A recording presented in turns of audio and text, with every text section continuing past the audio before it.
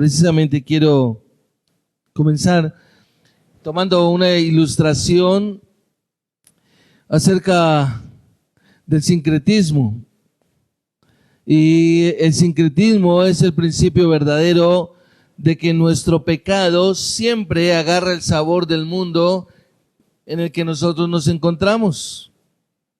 Es decir, buscamos fusionar nuestra carne con el pecado que vemos en nuestro mundo. Es decir, de lo que nos está rodeando. Creo que usted conoce lo que es el sincretismo y quisiera hacer una ilustración y quiero que me acompañe al libro de Jueces, y en Jueces capítulo 8, Jueces nos da una cantidad de ilustraciones de lo que es el sincretismo. Y como ya lo mencioné, este principio es el principio verdadero de nuestro pecado, que nuestro pecado se agarra, se afianza, ¿sí?, al sabor del mundo. Es decir, nos entremezclamos fácilmente con eso y nos dejamos llevar por eso. Y en el libro de Jueces capítulo 8 encontramos la historia de Gedeón. Usted la conoce. Gedeón era un hombre que Dios llamó y entró en ese tiempo de donde Dios le empezó a mostrar y a hablar por medio del ángel del Señor la necesidad de sacar y liberar al pueblo del yugo que había realmente. Sin embargo, hay algo que me parece interesante, y si usted va en su Biblia y mira en el versículo 22 del capítulo 8, cuando Gedeón ha derrotado a Seba y a Salmuna, los hombres, dice la palabra del Señor, de Israel le dijeron a Gedeón: reina sobre nosotros tú y tus hijos y también el hijo de tu hijo, porque nos has librado de la mano de Madián. Y recuerda que todavía el pueblo no tenía un rey. Sin embargo, ellos vieron que las demás naciones, las naciones paganas, tenían un rey y entonces quisieron tomarlo. Sin embargo, Gedeón contestó: no reinaré sobre ustedes, ni tampoco reinará sobre ustedes mi hijo. El Señor reinará sobre ustedes. Pero observa el versículo 24 que dice: quisiera pedirles, Gedeón les dijo, que cada uno de ustedes me dé un zarcillo de su botín, pues tenían zarcillos de oro porque eran ismaelitas. De cierto te los daremos, dijeron ellos, y tendieron un manto, y cada uno de ellos echó allí un zarcillo de su botín. Y pasa el versículo 27 que nos dice que Gedeón hizo de ello un efod, es decir, lo fundió y hizo un efod y lo colocó en Ofra, su ciudad, con el cual todo Israel se prostituyó allí, y esto vino a ser ruina para Gedeón y su casa. Y podemos darnos cuenta de que cuando vamos un poco más nos damos cuenta de que, como bien lo describe la Escritura, ese efod que él hizo terminó siendo perdición para Israel. ¿Por qué? Porque nos dice en esta versión que Israel se prostituyó allí. Es decir, empezó a adorarlo, como lo hizo también Gedeón y todo. Y la tendencia del pueblo de Israel era a hacer lo que las demás naciones paganas hacían, y era adorar un ídolo, tocarlo y poder sentir que tenían a un Dios ahí cercano a ellos. Y creo que realmente es uno de los mejores ejemplos que tenemos, porque nosotros siempre estamos tentados a pecar como peca el mundo. Y vemos, por ejemplo, que el mundo nos está siempre mostrando ciertos tipos de pecado que a la final, de alguna manera, nosotros terminamos aprobándolo. Y cuando digo nosotros, no me refiero a que el pueblo de Dios está terminando aprobando muchas cosas dentro del sistema del mundo. Por ejemplo, la avaricia, la fornicación, el aborto. Y para nosotros es tal vez este tipo de situaciones de alguna manera como tranquilas, como que, ok, no son tan graves. Pero nos parece fuerte lo que hizo Gedeón, nos parece tremendo que él haya tomado esos zarcillos del botín que le pidió a cada uno de ellos y que él lo hubiera fundido y hubiera hecho un efod. Y tal vez nosotros decimos, nosotros no hubiéramos hecho eso. Y si Gedeón estuviera en nuestra época, yo creo que a él le parecería inconcebible que nosotros como cristianos estemos aprobando el aborto, la avaricia, la fornicación, el adulterio, los matrimonios entre homosexuales y todo este tipo de cosas que estamos viendo hoy en día en nuestra sociedad.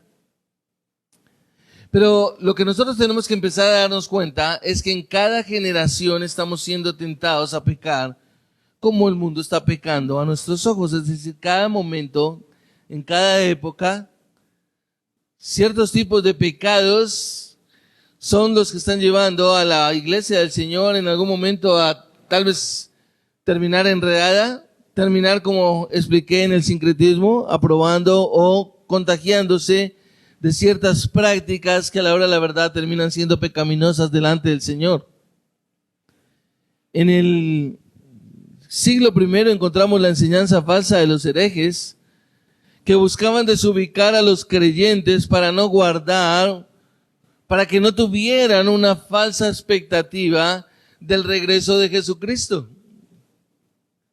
Los falsos hoy en día no nos enseñan de esa manera. Nosotros no vemos a personas de pronto diciendo, no, Cristo no viene, ni nada de eso. Pero de alguna manera encontramos hombres que están enseñando cosas falsas, prometiendo de manera similar ese tipo de falsedades del primer siglo, pero de otra manera, de otra forma, en la astucia de Satanás como instrumentos de Satanás. Como ya lo mencioné, en el primer siglo estaban negando la segunda venida de nuestro Señor Jesucristo. Lo que estaba sucediendo allí en la iglesia primitiva era que les estaban diciendo que no iba a haber un juicio final, no va a haber un juicio final. ¿Por qué se afana? ¿Sí? Y lo interesante es que a lo largo de los siglos la realidad de esa maravillosa promesa ha conformado el meollo de la expectativa cristiana. Y quiero ir allá. Si usted de pronto llegó con la expectativa acá, ¿y cuándo va a venir mi Señor? Estoy esperando, yo me reúno acá en este lugar mientras tanto, mientras viene o se acerca la segunda venida del Señor.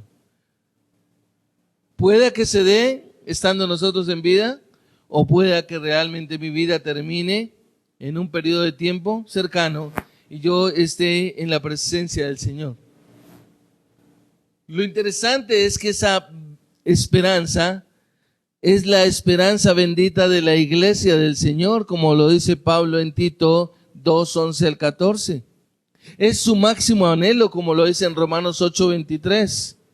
Y el gran clímax de la historia salvadora, como lo mencionó nuestro Señor Jesucristo en Mateo 25, 31 al 46.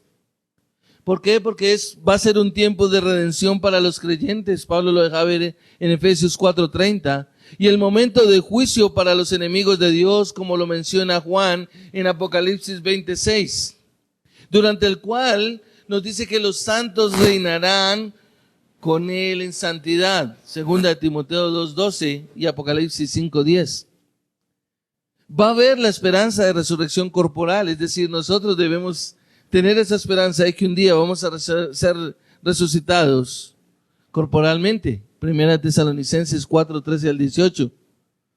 Porque va a ser la recompensa espiritual y un sistema mundial justo que están anhelando cada creyente.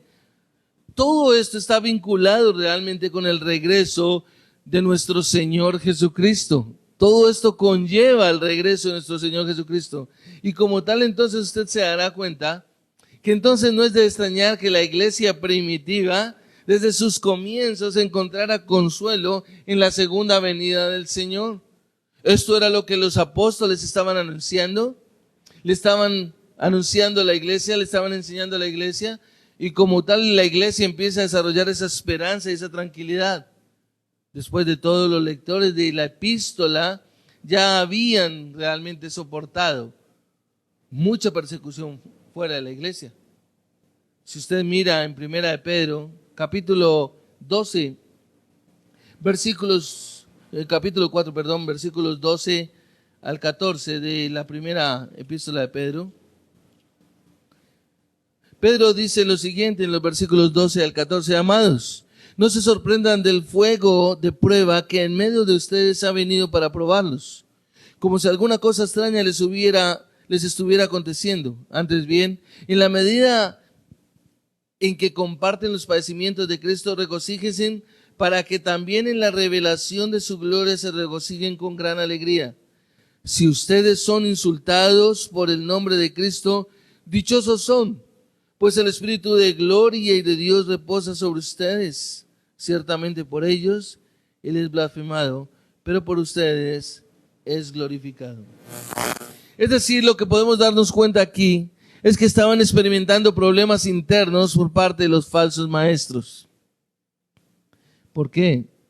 Porque ellos tenían una esperanza. A la iglesia se le había establecido un fundamento en que nuestro Señor Jesucristo volvería por segunda vez, pero ahora encontramos a unos falsos maestros que les están diciendo: no se afanen, realmente no va a haber una segunda venida. Cristo no va a venir, y como Cristo no va a venir, entonces no va a haber un juicio final.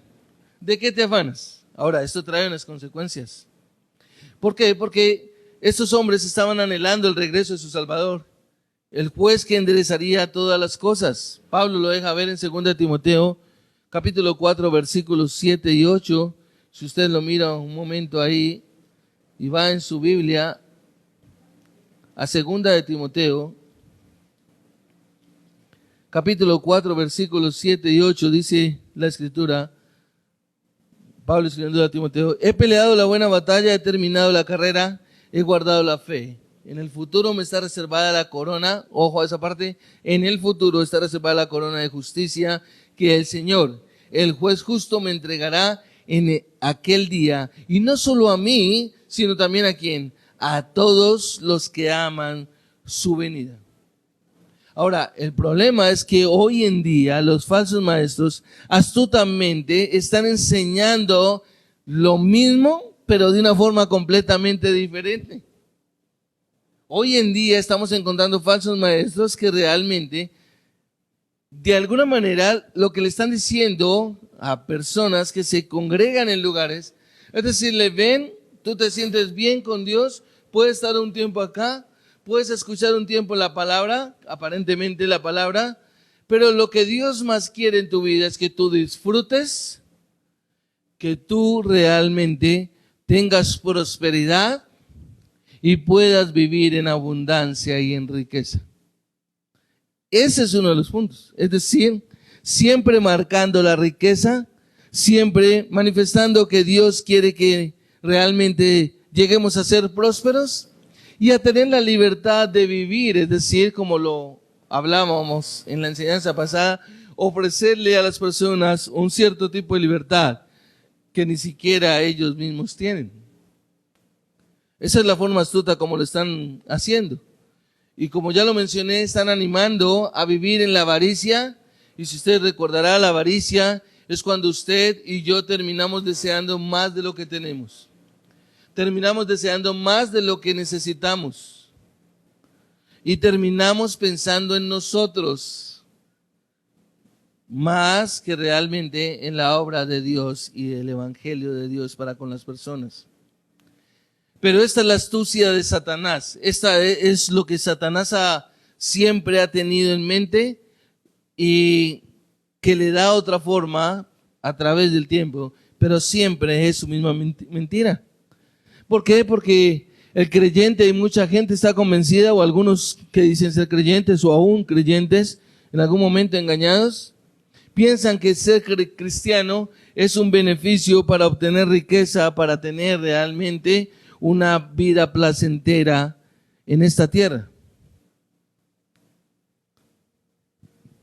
Pero el punto, mis amados, y si usted va a tomar nota, que creo que es fundamental, lo que debemos mirar es que el diablo reconoce cuán importante es este tipo de doctrina para la iglesia. Es decir, el entender que nuestro Señor Jesucristo va a regresar por segunda vez. El comprender que va a haber un juicio final, que no es algo que como que algunos lo mencionan de alguna manera como legalista, como algunos lo quieren obtener, o pensar más bien. Pero realmente tenemos que mirar que cuando los cristianos viven en la expectativa del regreso prometido de nuestro Señor Jesucristo, su estilo de vida, su manera de vivir es completamente diferente. ¿Por qué? Porque ellos empiezan a demostrar un celo y un entusiasmo espiritual. Ellos reconocen que algún día o en algún momento van a rendir cuentas al Señor. Y usted y yo tenemos que rendirle cuentas al Señor.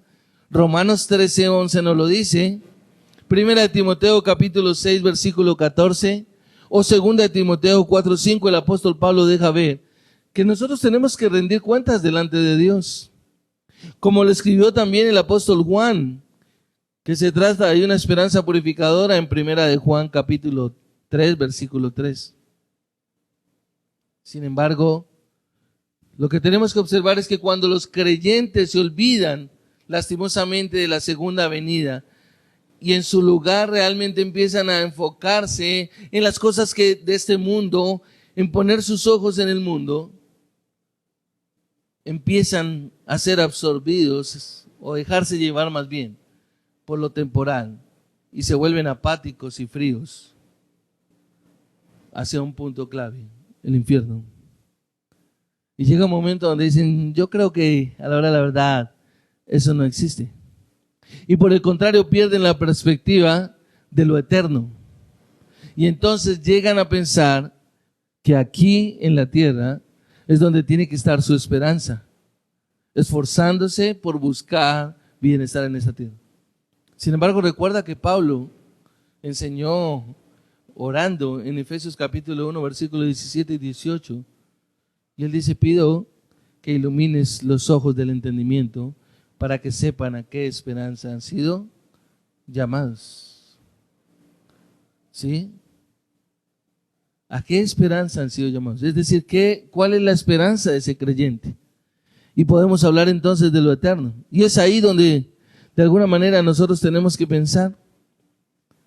Satanás realmente comprende que si logra que la iglesia subestime la segunda venida de nuestro Señor Jesucristo, que subestime o descarte realmente de que llega a haber un juicio, de que nuestro Señor Jesucristo tal vez o se demora en venir o que realmente no va a haber un juicio, bueno, entonces realmente lo que va a lograr, o puede pensar que va a lograr, porque no lo va a lograr, es quitar la fuente significativa de la esperanza y motivación en donde el creyente debe ponerla. Y es por eso que llamé a esta enseñanza la esperanza segura de la venida de Cristo. Y ahí es donde nos vamos a centrar en esta mañana, en la segunda carta de Pedro, en el capítulo 3.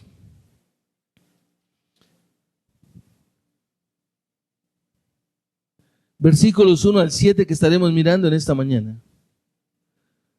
Porque es aquí donde Pedro va a ir en contra de esos falsos maestros que, como instrumentos de Satanás, están instalando continuamente a escépticos y a falsos maestros, digámoslo, dentro de la iglesia, a hombres que rechacen o minimicen tal vez o alteren la promesa que Dios ha hecho. Es decir, nosotros tenemos que saber que Dios ha hecho una promesa y es que nuestro Señor Jesucristo va a regresar. Ahora, el problema de estos falsos maestros, de estos cínicos, que hoy día están plagando a la cristiandad y están en muchísimos lugares, aún dentro de iglesias, son los mismos, digámoslo así, en el sentido que estaban alrededor de la iglesia en la época de Pedro. Y Pedro entonces lo que hace aquí es dar 3 recordatorios para mantener la esperanza segura del regreso de Cristo. Vamos a ver en esta mañana esos 3 recordatorios para mantener la esperanza segura del regreso de nuestro Señor Jesucristo. Es decir, debe ser algo fundamental en nosotros como creyentes que nosotros esperemos la venida de nuestro Señor Jesucristo.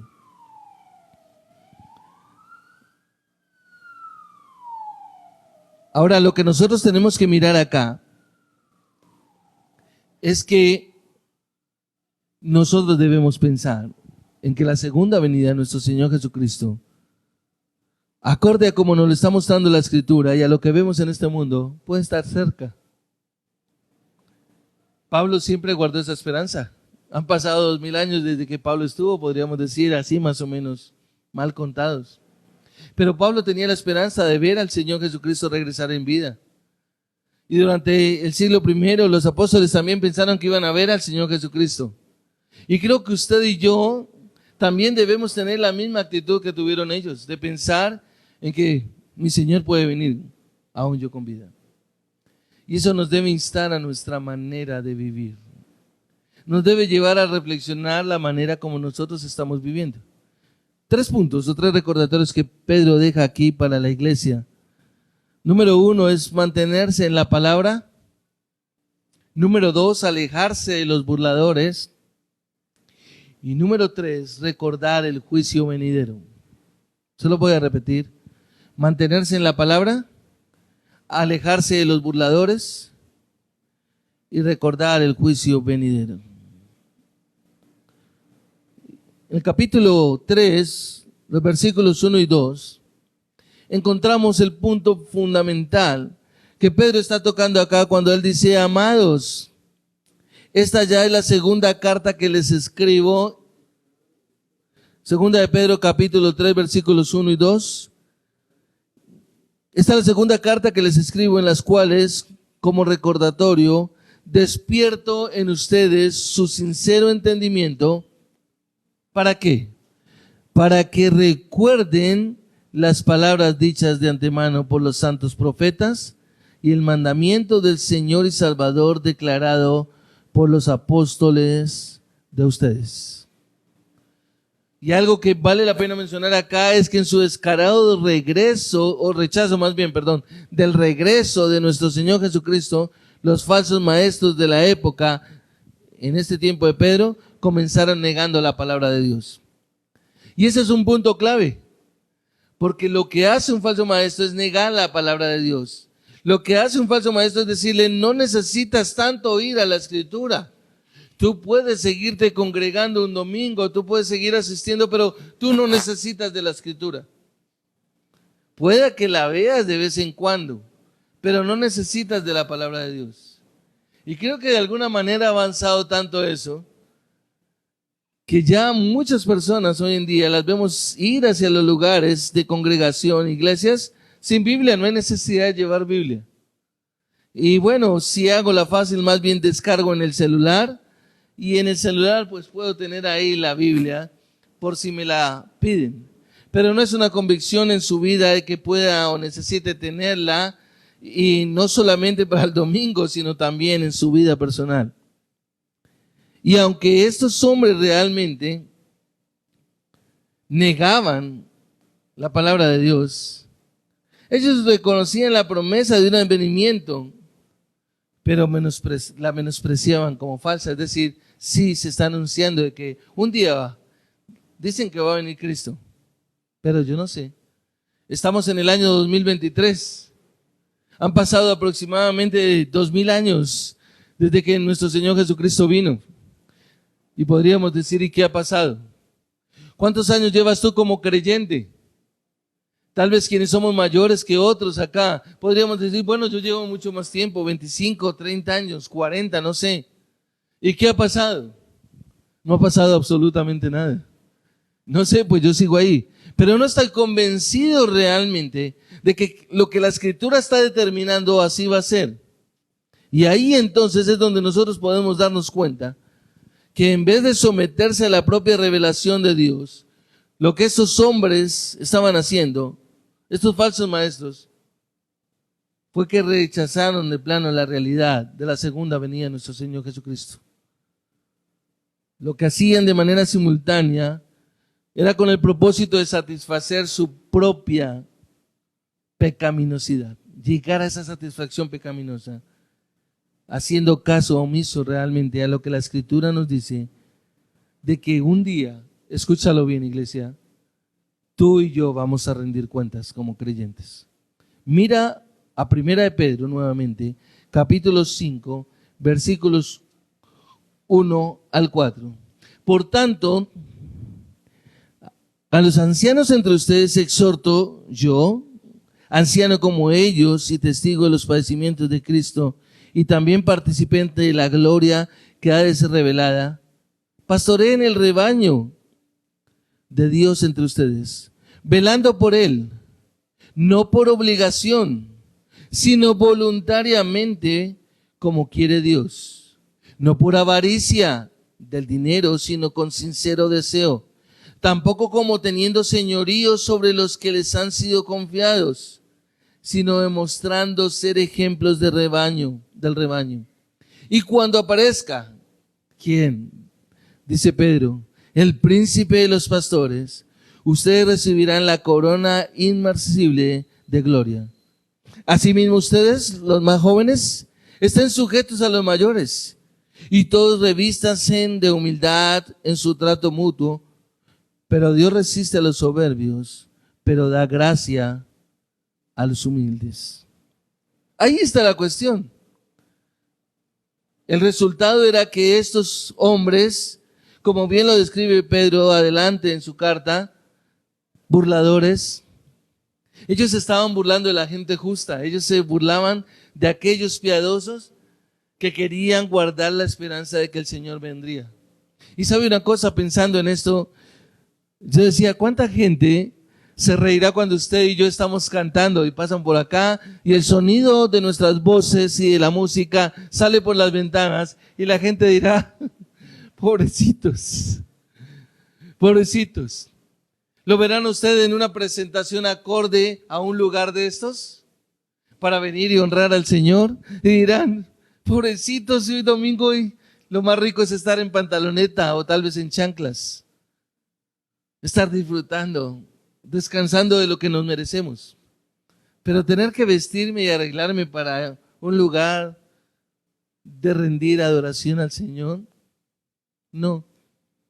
Y aunque usted puede pensar, bueno, pero lo más importante es el corazón, Dios mira el corazón y no lo externo. Nosotros nos vestimos acorde también a la ocasión que estamos celebrando. Eso es lo que hacemos.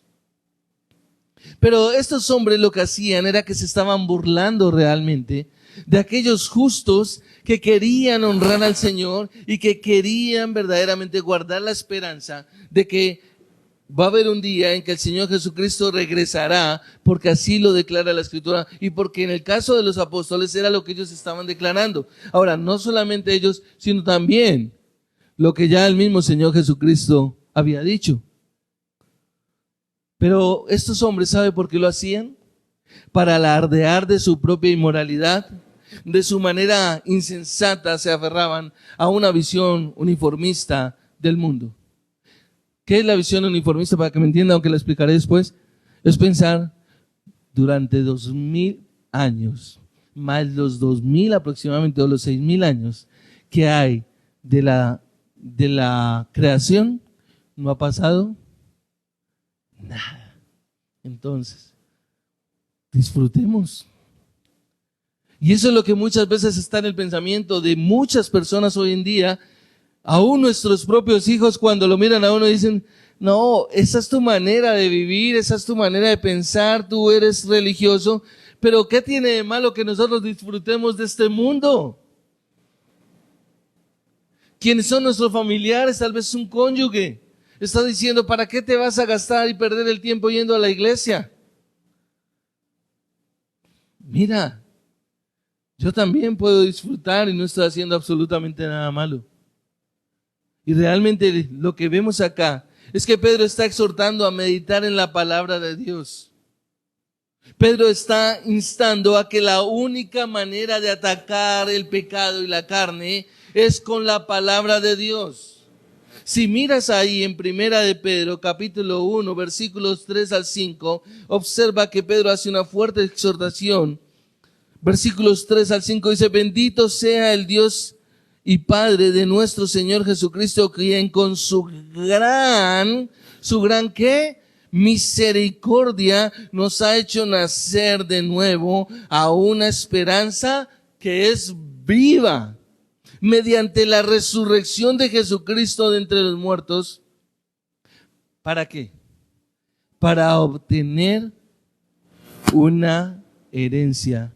Recuerda que la herencia es al final incorruptible, inmaculada y que no se marchitará, reservada en los cielos. ¿Para quién? Para ustedes, les dice. Mediante la fe, ustedes son protegidos por el poder de Dios. Ah, qué bien. Para la salvación que está preparada para ser revelada en el último tiempo. Para la salvación que está revelada para el último tiempo. En el Salmo 1, el salmista dice: bienaventurado el hombre que no anduvo en camino de pecadores, ni en silla de escarnecedores ha sentado, sino que en la ley de Jehová está su delicia, y en su ley medita de día y de noche. Será como árbol plantado junto a corriente de agua, que da su fruto a su tiempo, y su hoja no cae, no se marchita. ¿Por qué? Porque medita de día y de noche. En Romanos capítulo 12, versículo 2, Pablo dice: no os conforméis a este siglo o a este mundo, sino transformaos por medio de la renovación de vuestro entendimiento, para que comprobéis la buena voluntad de Dios, agradable y perfecta. Es decir, la única manera como puede haber una renovación de nuestro entendimiento es a través de la palabra de Dios, bajo el poder y la dirección del Espíritu Santo. Usted no puede creer que ha cambiado o que va a cambiar si no tiene la palabra de Dios en su vida, si usted no tiene constantemente la palabra de Dios, si usted no está recordando la palabra de Dios, si usted no se mantiene con la palabra de Dios. Usted puede venir un domingo aquí, sentarse acá, mirarme a mí, cantar o escuchar o acordar los cánticos, sí, muy lindos. Pero si usted no tiene la palabra de Dios, usted no va a la palabra de Dios, usted no puede vencer la carne y atacar el pecado. Porque solamente lo puede atacar es con la palabra de Dios, para diferenciar realmente, para poder entender lo que es justo, lo que es recto delante de Dios frente al sistema de este mundo. Recuerda que hablé del sincretismo al comienzo. Y esto nos conecta con el segundo punto. Y es alejarse de los burladores. Y ahí lo tenemos en el versículo 3 y 4. Porque después de Pedro haber dicho, voy a conectarlo con el versículo 2. Y el mandamiento del Señor y Salvador declarado por los apóstoles de ustedes, ante todo sepan esto, que en los últimos días vendrán burladores con su sarcasmo, siguiendo sus propias pasiones. ¿Sabes una cosa, iglesia? Si tú escuchas a los falsos maestros, entonces déjame decirte que tú estás en peligro. Y vamos a identificar un poquito, pues ya hemos hablado, porque él habló de todo el capítulo 2, de esos falsos maestros. Pero es interesante que Pedro en el versículo 3 dice, ante todo sepan, ¿qué? Esto. ¿Qué? ¿Qué debemos saber? Que en los últimos días. Pedro dice, en los últimos días. En la versión Reina Valera dice, en los postreros días. ¿Y cuáles son los postreros días? Los postreros días son entre la primera venida de nuestro Señor Jesucristo y la segunda venida de nuestro Señor Jesucristo. Desde el momento en el que el Señor Jesucristo vino, entraron los últimos días o postreros días.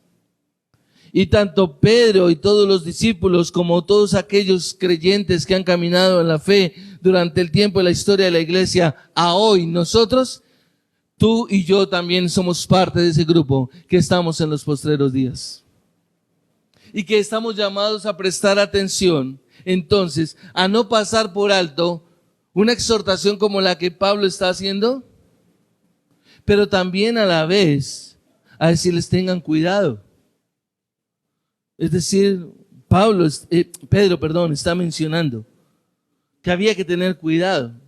El autor de la carta a los Hebreos nos deja ver que estamos en los postreros tiempos, porque él dice en el versículo 1 y 2, Dios habiendo hablado muchas veces y de muchas maneras a los padres por los profetas, luego dice el autor en el versículo 2, en esos postreros tiempos, o en estos últimos días, podemos tomar de otra versión.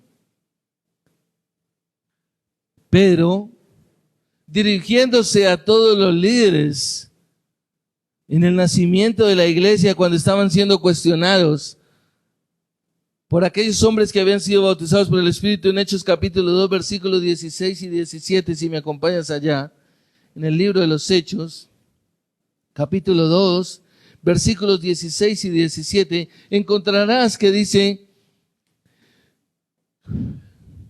voy a tomarlo desde el 14 para entrar en el contexto, pero entonces Pedro, poniéndose en pie con los 11 apóstoles, alzó la voz y les declaró, hombres de Judea y todos los que viven en Jerusalén, sea esto de su conocimiento y presten atención a mis palabras, porque estos no están borrachos como ustedes suponen, pues apenas es la hora tercera, sino que esto es lo que fue dicho por el medio del profeta Joel, y sucederá en los últimos días, dice Dios, que derramaré mi espíritu sobre toda carne, sus hijos y sus hijas profetizarán, sus jóvenes verán visiones y sus ancianos soñarán sueños. Es decir, estamos viendo que la palabra nos deja ver que la escritura desde el tiempo de Pedro, nosotros estamos en los últimos tiempos, Pedro estaba en los últimos tiempos, nosotros estamos en los últimos tiempos o en los posteriores tiempos. Y Pedro está afirmando y citando la verdad del Antiguo Testamento, de la que los burladores, como bien lo dice acá, lo estaban haciendo con sarcasmo. Con sarcasmo. ¿Y sabe una cosa? Si usted evalúa un poco su vida y usted ha mostrado a la gente que usted es un creyente con fundamentos, seguro que la gente le ha hablado con sarcasmo. O le estará diciendo, yo he visto, a mí me han contado, o tal cosa o tal otra. Pero o encontrará personas que realmente tal vez pongan en tela de juicio un poco su manera de vivir frente a los principios y a los fundamentos que usted tiene. Pero ¿sabe por qué lo hacían estos hombres? Como nos lo deja ver el versículo 3. Porque estos hombres, como ya lo he mencionado, querían andar en sus propias concupiscencias. Observa que el versículo 3 dice, vendrán burladores con sus sarcasmos siguiendo sus propias, acá dice pasiones, en la versión Reina Valera dice sus propias concupiscencias. Ahora, lo que nos deja ver Pedro en el versículo 3 es que Pedro está identificando la actitud de esos falsos maestros, de estos hombres que realmente enseñaban cosas falsas. Y acá nos deja ver dos formas como uno puede identificar un falso maestro. Número uno, lo tenemos ahí, es que es a través de la mentira falsa. Es decir, la enseñanza falsa, para entenderlo mejor, de la falsa enseñanza. Eso es lo primero. Y lo segundo es su conducta falsa. Es una conducta falsa. Esas son las dos maneras como nos lo muestra aquí el versículo. Hombres que andan con sarcasmo y siguiendo sus propias pasiones. Y lo que podemos ver realmente es que a lo largo de la historia de la iglesia, los falsos maestros han tratado habitualmente de intimidar a los fieles, actuando como burladores, hablando despectivamente, menospreciando con sarcasmo y, como ya lo he mencionado, con burlas. ¿Para qué? Para decirle a las personas, en este caso, era la esperanza, la venida del Señor Jesucristo que los fieles del primer siglo tenían. Pero ¿sabe una cosa? Si yo le dijera a usted, o si a usted alguien le dijera, o si usted le dice a alguien, mira, compórtate de una manera más íntegra, porque nuestro Señor puede venir en cualquier momento y no estaría bien la manera como estás viviendo. Tal vez alguien de nuestra propia denominación o iglesia pueda reírse en nosotros. Ay, sí, ya se dio. ¿Cómo es que dicen acá? Un dicho, como que, se dejó llevar. Pero ese lenguaje no puede estar en un creyente. Porque en cualquier momento el Señor puede venir. Es lo que nos deja ver la Escritura. Esa es la cuestión, mis hermanos.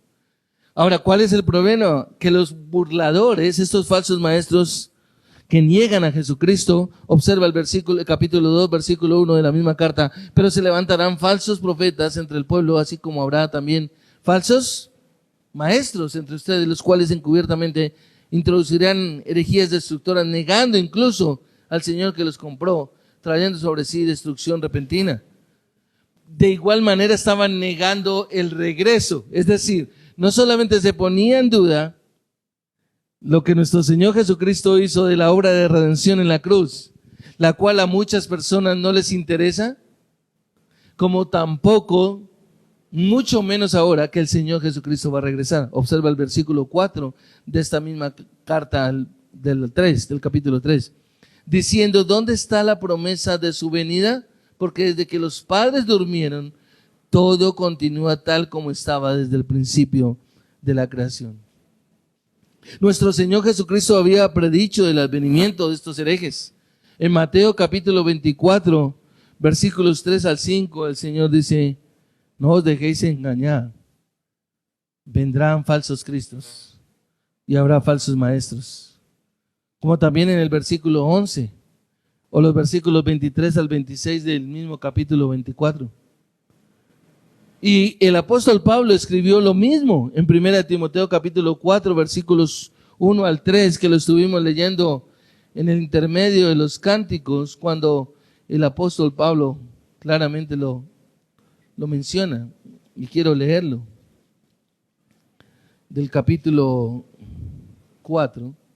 El Espíritu dice claramente que en los últimos tiempos algunos se apartarán de la fe prestando atención a espíritus engañadores y doctrinas de demonios, mediante la hipocresía de mentirosos que tienen cauterizada la conciencia. Tienen cauterizada la conciencia y esos prohibirán casarse y mandarán abstenerse de algunos alimentos que Dios los ha creado para que con acción de gracias participen de ellos los que creen y que han conocido la verdad. En 2 de Timoteo también, el capítulo 3, versículo 1 al 9, no lo vamos a leer. Pero lo que podemos darnos cuenta es que de igual manera Pedro advirtió, él repitió la advertencia, agregando la observación de que iría acompañada de burla. Es decir, encontraremos hombres que se burlan de la manera de vivir. ¿Por qué? Porque ellos lo que quieren es hacer burla para justificar sus propias concupiscencias, dice la Escritura. Ya hemos mencionado que Pedro deja ver cómo utiliza la palabra concupiscencia o sus propias pasiones. Si usted mira el capítulo 1, versículo 4, Pedro dice, por ellas Él nos ha concedido sus preciosas y maravillosas promesas, a fin de que ustedes lleguen a ser partícipes de la naturaleza divina, habiendo escapado de la corrupción que hay en el mundo por causa de los malos deseos. En el capítulo 2, versículo 10, dice, el versículo 10, especialmente a los que andan tras la carne en sus deseos corrompidos y desprecian la autoridad, atrevidos y obstinados no tiemblan cuando blasfeman de las majestades angelicales. Y el versículo 18 de este mismo capítulo 2, cuando Pedro dice, pues hablando con arrogancia y vanidad, seducen mediante sus deseos carnales por sensualidad a los que hace poco escaparon de los que viven en el error. Es decir, mostrando cómo siempre lo que quieren buscar es precisamente justificar sus propias acciones, su propia manera de vivir.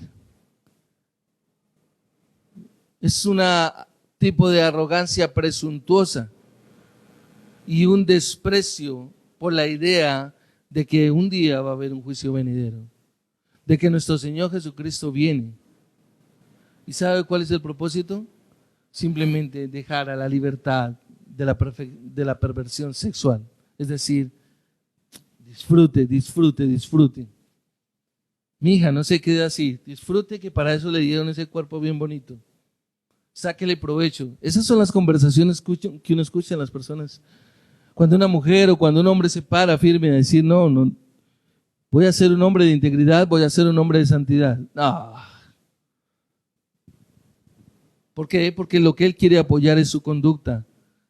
Lo que él quiere es realmente certificar su vida pecaminosa. Es decir, no hay ningún problema. Si tú lo haces, yo también lo estoy haciendo. O si yo lo hago, tú también lo puedes enseñar. ¿Y cómo hacían esto? Hemos hablado de que estos hombres realmente engañaban de una manera donde decían que a la final lo importante era lo espiritual, lo físico no tanto. Dios no está preocupado por lo que tú hagas con el cuerpo. A Dios no le interesa tu cuerpo porque al fin y al cabo este cuerpo va a ser destruido. Entonces, no hay problema, disfrútalo. Utiliza tu cuerpo. Deja que la carne salga, que al fin y al cabo lo importante es el espíritu. Ese era el engaño. Y lastimosamente he encontrado hombres, conozco 3 hombres que tuvieron sus hogares, que dejaron a sus mujeres, pero que justificaron después al tener a otras mujeres, es decir, no guardaron el pacto delante de Dios y de sus esposas, de sus cónyuges, sino que lo que hicieron fue buscar otras mujeres y cuando he hablado con ellos me dicen, no, usted está equivocado, usted está inventando lo que dice la Escritura. Porque al fin y al cabo, ¿sabe qué he encontrado? Yo he encontrado hombres que me han dicho y me han explicado que Dios quiere que yo sea feliz.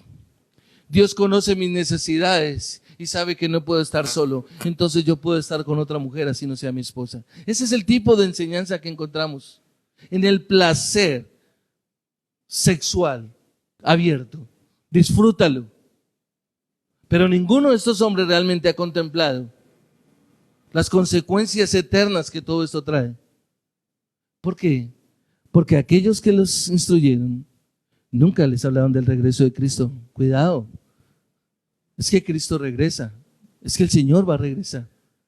Y tú y yo vamos a rendir cuentas en nuestra vida. Porque a estos hombres les desagrada pensar un poco la idea de la retribución divina. Si recuerdas Romanos capítulo 1 versículo 18 nos dice, porque la ira de Dios se revela contra toda impiedad e injusticia de los que detienen con injusticia la verdad. Ese es el punto. Y va a haber un día de ira. Ellos quieren la libertad de ir tras todo tipo de placer, mis hermanos. Todo placer lujurioso, sin ningún temor de castigo en el futuro. Y eso es lo que vemos en el mundo y lastimosamente dentro de las iglesias, como no se habla de santidad, como no se habla o pocas veces tocamos un tema como el del regreso de nuestro Señor Jesucristo, nosotros vivimos y nos comportamos y actuamos porque aguardamos la segunda venida de nuestro Señor y Salvador Jesucristo, quien nos compró con un alto precio y que fuimos sellados con las arras del Espíritu Santo marcados para un día ser tomados y llevados. En las palabras de el propio Michael Green, escribió lo siguiente: el hedonismo antropocéntrico, que es la búsqueda de placer centrado en el hombre, siempre se burla de la idea de normas definitivas y de una división final entre los salvos y los perdidos. Para los hombres que viven en el mundo de lo relativo, la afirmación de que lo relativo pondrá fin a lo absoluto es poco menos que ridícula. Para los hombres que alimentan una creencia en la autodeterminación y la perfectibilidad humana, la misma idea de que han de rendir cuentas y de que son dependientes es un trago amargo. Y con razón se burlan. Cierro comillas. Pedro dice lo mismo en el versículo 4 cuando dice, diciendo, ¿dónde está la promesa? Hablando de los burladores de su venida. ¿Dónde está la promesa? ¿Dónde está la promesa de su venida? Porque desde que los padres durmieron, todo continúa tal como estaba desde el principio de la creación. Es que mira, están diciendo, ¿dónde está? ¿Dónde está? Yo llevo aproximadamente unos 35 años de estar conociendo el Evangelio. Y desde el principio escuchaba, Cristo viene, Cristo viene. Y tal vez muchos están en la misma situación diciendo, pues dicen eso, pero yo no estoy convencido. No pueden estar convencidos porque no tienen la escritura, no tienen la palabra que nos deja ver que si estoy convencido que esta es la santa, pura, limpia, perfecta, inerrante, suficiente, eficaz y autoritativa palabra de Dios, está declarando que Cristo va a venir por segunda vez y que va a haber un juicio venidero. ¿Y sabe por qué? ¿Sabe de dónde sale la profundidad de lo que Pedro está mencionando en este versículo 4? De Génesis 1. Ellos se fueron hasta Génesis 1. Los burladores estaban hablando de Génesis 1 diciendo, todo sigue igual, nada ha cambiado desde Génesis 1. Pero sabe una cosa, mi amado. Pedro está haciendo un llamado a discernir. Nosotros debemos ser hombres que tenemos discernimiento y ser consecuentes de que realmente no todos los que están enseñando son pastores, sino lobos, ovejas, lobos con piel de oveja. ¿A qué me refiero? A que siempre debemos comparar con la palabra de Dios. Usted no puede venir a dormir aquí, mi amado. Usted no puede realmente llegar a creer que todo lo que David González está enseñando acá es palabra de Dios. Y para ello usted toma nota. Usted abre su Biblia. Usted tal vez escribe o resalta para después chequear que verdaderamente la instrucción que se ha dado y la exposición, si es la palabra, tiene que estar en relación realmente con la palabra de Dios. ¿Por qué? Y esto para aquellos que acostumbran a estar mirando pastores por internet, que se la pasan, y no son pocos, son muchas las personas que se la pasan mirando hombres en YouTube. Y uno mira, ¿cuántas visitas ha tenido esto? Miles de millones de visitas, dependiendo de la persona. Pero yo le pregunto, ¿usted está siguiendo la instrucción que dice la Biblia? ¿Usted está realmente mirando lo que dice la Escritura de que usted debe sopesar la vida de esa persona? Por eso Dios en su sabiduría mandó que nos congregáramos en las iglesias locales, para que usted vea la vida de los predicadores, para que usted observe cómo viven. Bajo los parámetros de 1 Timoteo capítulo 3, cuando Pablo dice que el pastor debe ser irreprensible. ¿Usted sabe si ese hombre que está viendo en YouTube es irreprensible? ¿O solamente con la hora que lo vio le parece bien? ¿Usted sabe si ese hombre es marido de una sola mujer? ¿Usted sabe si ese hombre no es dado al vino? ¿Usted sabe si ese hombre no guarda la avaricia en su corazón? Usted tiene la oportunidad de examinar a quienes nos paramos en este púlpito. No va a encontrar perfección en el caso de Joan o mía. Somos pecadores. Pecamos. Pero rogamos siempre al Señor mostrar realmente una integridad en la palabra de Dios. Y en los parámetros que establece la Escritura, tratar de mostrarnos como realmente somos. Esa es la gran diferencia. Ahora, el punto aquí que está mencionando Pedro en el versículo 4 es que estos burladores, estos hombres herejes, la burla de esos herejes toma la forma de una pregunta mordaz. Escúchalo bien y mira el texto. ¿Dónde? ¿Dónde está la promesa de su venida? Rechazar la promesa que ha sido repetida en el Nuevo Testamento en cualquier cantidad de veces, pero que puedo tomar 2 o 3 referencias. Juan 14, 1 al 3. Cuando el Señor Jesucristo dice, creed en Dios, creed también en mí, voy pues a preparar lugar para vosotros, y Él va a regresar. En Hechos, capítulo 1, versículo 11, el Señor dice, yo me voy, pero vendrá el Consolador y después regresaré. Primera de Corintios, capítulo 11, versículo 23.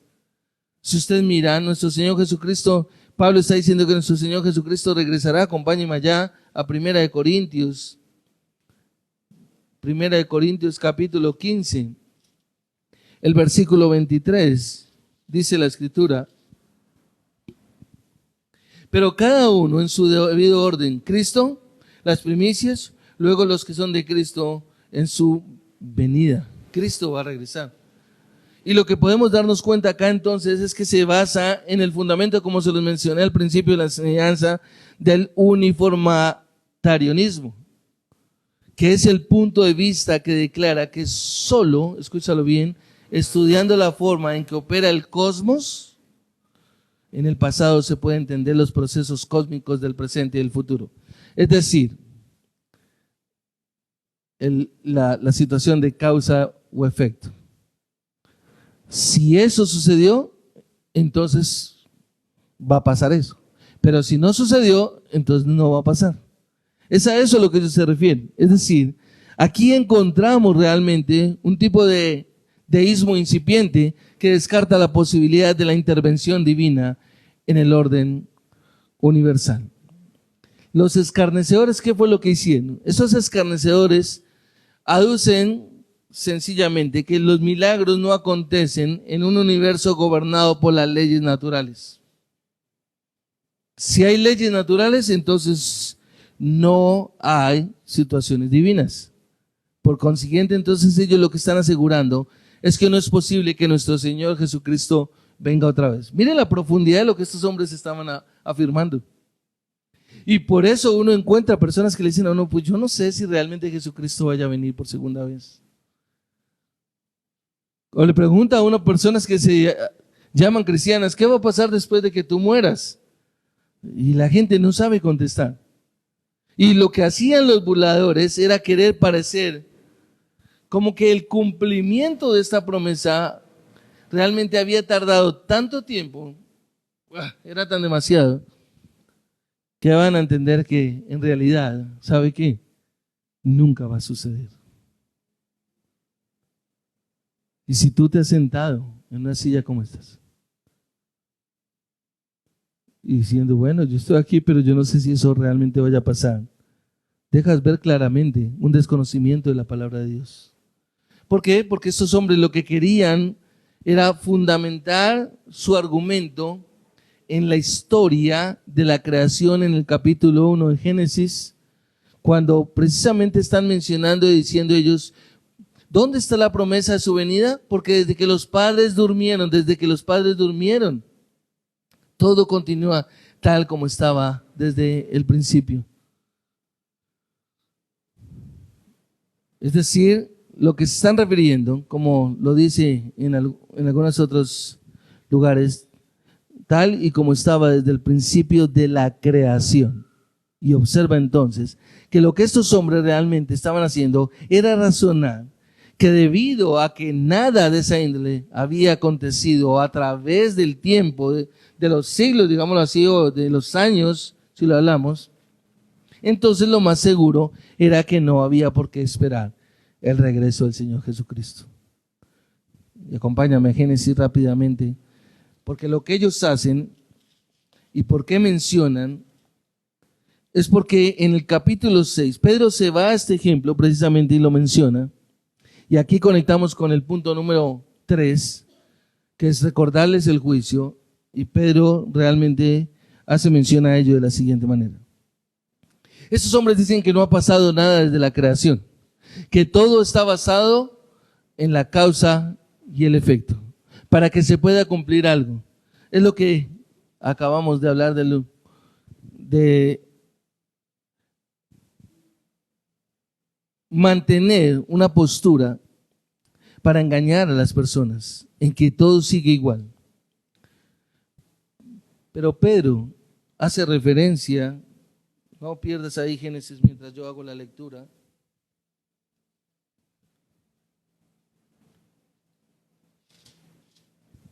de los versículos 5 y 6. Observa. Pues cuando dicen esto, no se dan cuenta de que los cielos existían desde hace mucho tiempo y también la tierra surgida de agua y establecida entre las aguas por la palabra de Dios. Y quiero que mires en tu Biblia, porque lo que Pedro hace es mencionar acá precisamente el versículo 6, donde la Biblia nos dice que en el día en que Dios creó, hizo la creación, nos muestra que la tierra era un globo de agua completamente. Observa el versículo 6 cuando dice: entonces dijo Dios, haya expansión en medio de las aguas y separe las aguas de las aguas. Es decir, el globo terráqueo era agua. Y entonces dice el versículo 7, Dios hizo la expansión y separó las aguas que estaban debajo de la expansión de las aguas que estaban sobre la expansión. Y así fue, y Dios llamó a la expansión cielos. Es decir, lo que está mostrando Pedro realmente es que sí hubo un cambio. Y Pedro toma dos ejemplos. El primero de la creación, mostrando cómo Dios en su poder sobrenatural separó las aguas de las aguas para crear la tierra. Observa el versículo 9. Entonces dijo Dios, júntense en un lugar las aguas que están debajo de los cielos y que aparezca lo seco. Es decir, había un globo terráqueo y estaba todo completamente en agua. Y Dios lo que dice, si usted observa el versículo 6, es sepárese el agua de las aguas, o sea que quede un espacio. Y lo que nos está mostrando es que Dios del agua hizo la tierra. La tierra, es decir, lo sólido, lo que nosotros estamos pisando. Y les está dejando ver a estos hombres que realmente sí hay un poder sobrenatural.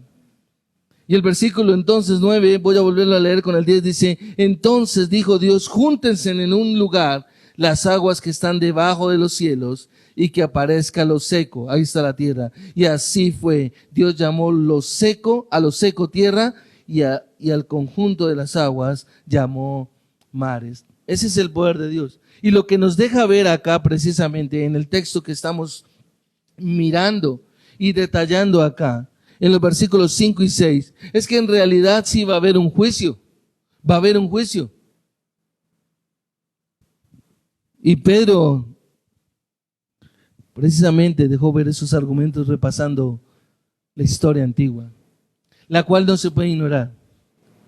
Así como el agua, por mandato de Dios, desempeñó un papel muy significativo en la formación temprana de la tierra, de la misma manera el agua fue el agente destructor de la orden divina. ¿Cuándo? Cuando en Génesis capítulo 6, Dios manda el diluvio. Y Pedro les hace ver precisamente, y recordemos que en la carta, en el capítulo 2, hablando de los falsos maestros, Pedro está hablando de los días de Noé, de cuando Dios lo destruyó. Realmente eran hombres astutos, instrumentos de Satanás para hacer desviar a las personas y que no hubiera una esperanza realmente del regreso de nuestro Señor Jesucristo. Eso es lo que nosotros tenemos que observar entonces. Y tenemos que ver entonces que Dios es el creador, pero así como Dios es creador, Dios también es juez. Que conforme a su voluntad soberana, cualquier cambio en esos procesos naturales puede acontecer en cualquier momento, porque Él mismo los diseñó, porque Él mismo los controla, porque Él mismo los dirige. Y recuerda que aún la palabra de Dios nos deja ver que al final esto va a ser destruido y Dios hará cielos nuevos y tierra nueva. Pero el punto, ¿sabe cuál es? Que los burladores lo hacen a propósito. En la versión Reina Valera se utiliza el término ignoran voluntariamente, es decir, lo hacen a propósito. En el versículo 5 dice aquí, pues cuando dicen esto, no se dan cuenta de que los cielos existían desde hace mucho tiempo y también la tierra surgida del agua y establecida entre las aguas por la palabra de Dios, por lo cual el mundo de entonces fue destruido, siendo inundado por el agua.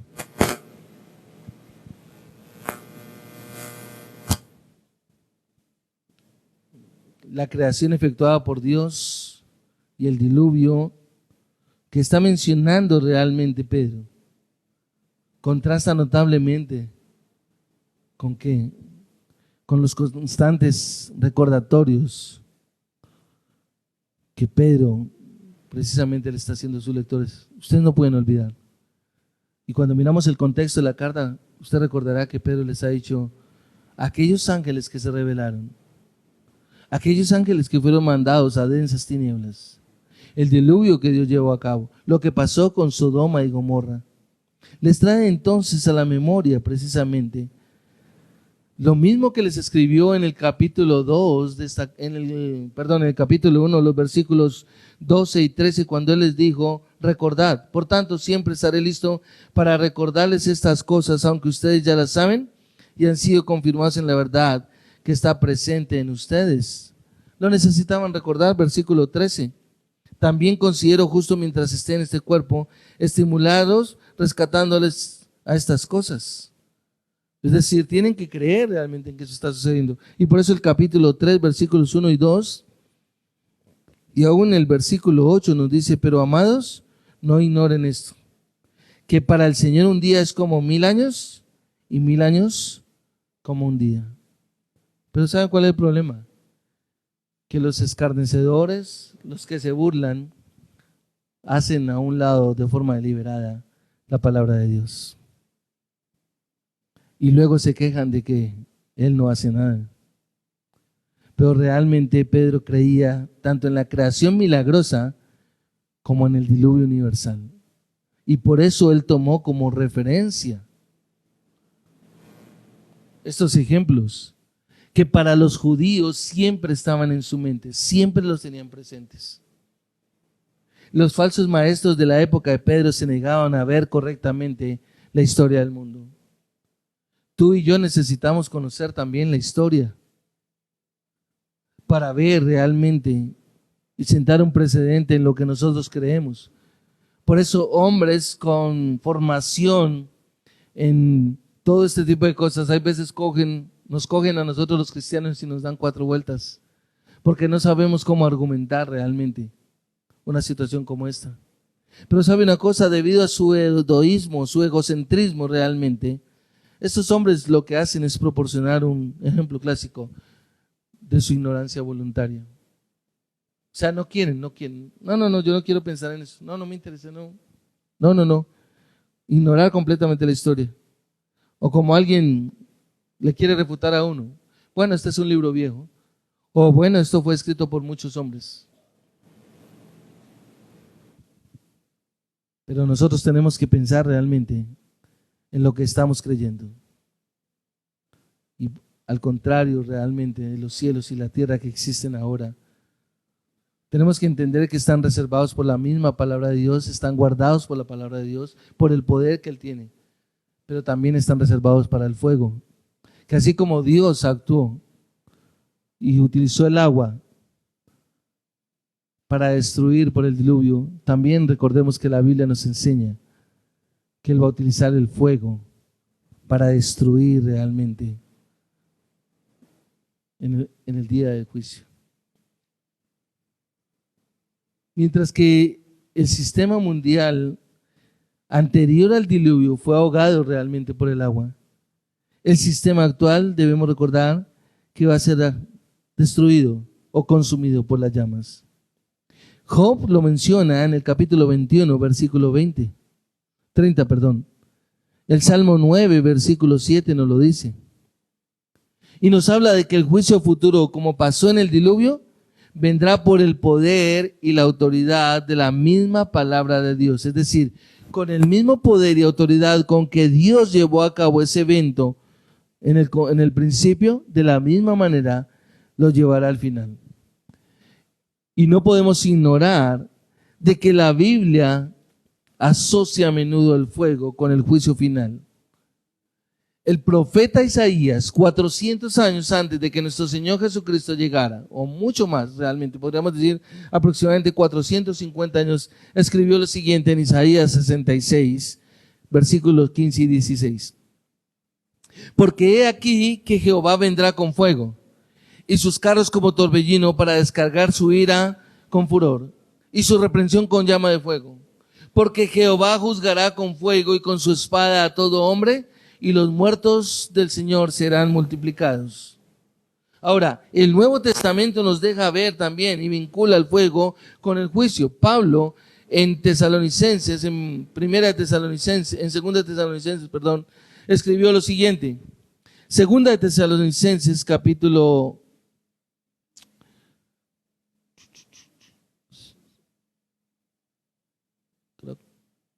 porque es justo delante de Dios pagar con tribulación a los que os atribulan, y a vosotros que sois atribulados daros reposo con nosotros, cuando se manifieste el Señor Jesús desde el cielo con los ángeles de su poder, en llama de fuego, para dar retribución. ¿Retribución a quién?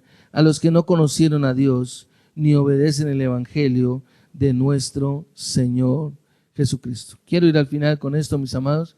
Pastor MacArthur, en uno de sus libros, escribe lo siguiente con respecto a la venida de nuestro Señor Jesucristo y a cómo Dios puede hacer las cosas. Así, abro comillas, así como la abundante presencia de agua facilitó el diluvio, lo dominante del fuego hace creíble un infierno futuro. Por ejemplo, las galaxias constan de miles de millones de ardientes estrellas. Incluso el centro de la Tierra contiene un enorme volumen de roca fundida que arde a más de 6.800 grados centígrados. Solo una corteza de 15 kilómetros de espesor separa a la humanidad del ardiente centro de la Tierra. Más significativo aún, debido a su estructura atómica, toda la creación es una potencial bomba atómica. El devastador poder de las armas nucleares demuestra la fuerza destructora que Dios ha puesto dentro del átomo.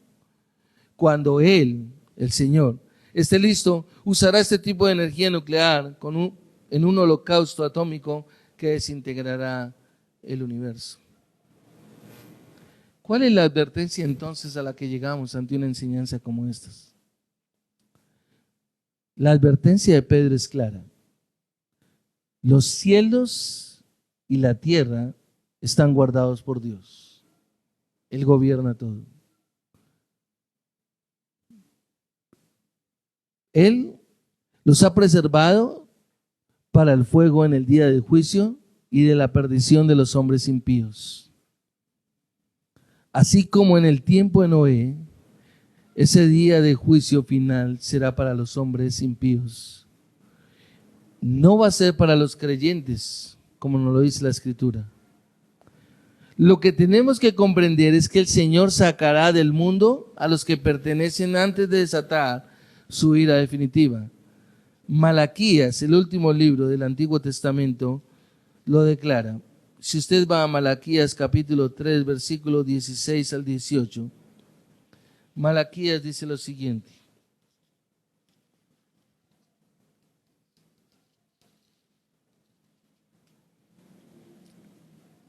Versículo 16.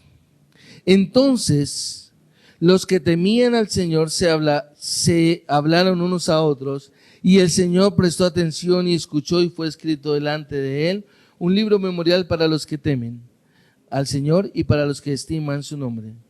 Versículo 17, y ellos serán míos, dice el Señor de los ejércitos, el día en que yo prepare mi tesoro especial, y los perdonaré como un hombre perdona al hijo que le sirve. Entonces volverán a distinguir entre el justo y el impío, entre el que sirve a Dios y el que no le sirve. Apocalipsis capítulo 20, versículos 11 al 13, nos hace una gran declaración.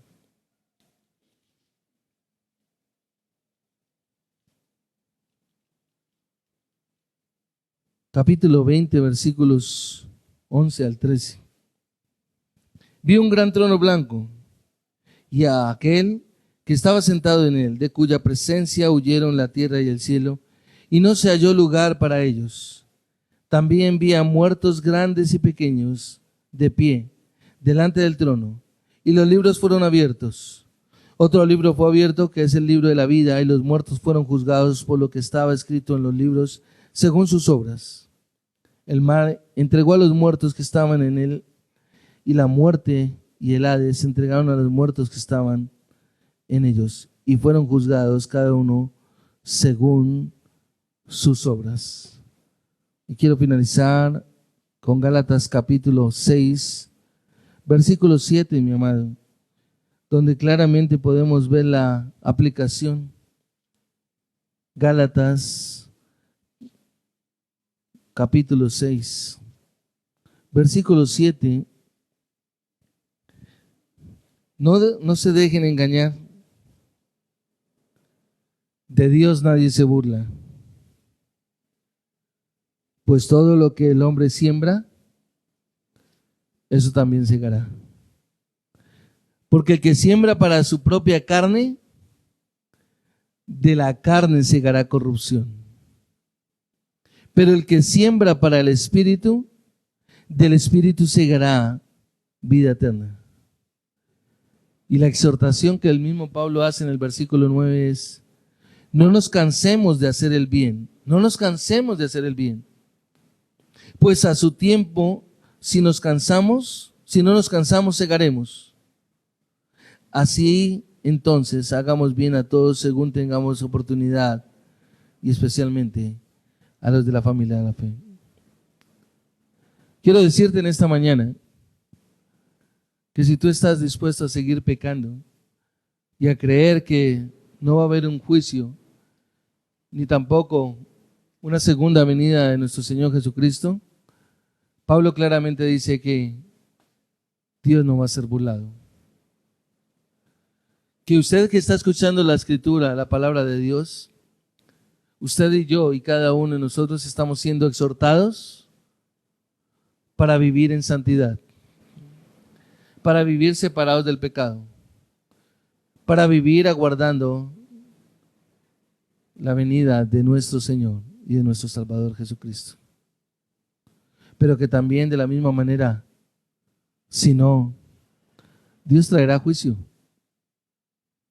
porque claramente lo ha dejado escrito en su palabra. Vamos a orar.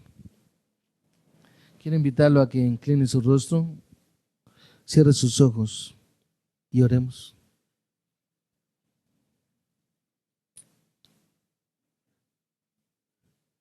Padre, nosotros te damos gracias, bendito Dios, porque tu palabra, Señor, nos enseña y nos deja ver claramente que es verdad que nuestro Señor Jesucristo regresará por segunda vez y que nosotros como creyentes necesitamos, Señor, guardar en nuestro corazón la promesa de que nuestro Señor Jesucristo vendrá para juzgar a vivos y a muertos. Que como creyentes, Señor, no iremos a juicio, pero sí rendiremos cuentas por lo que hayamos hecho, Señor. Y que si afirmamos ser creyentes, nuestra vida debe dejar ver constante y permanentemente a Jesucristo como Señor de nuestras vidas.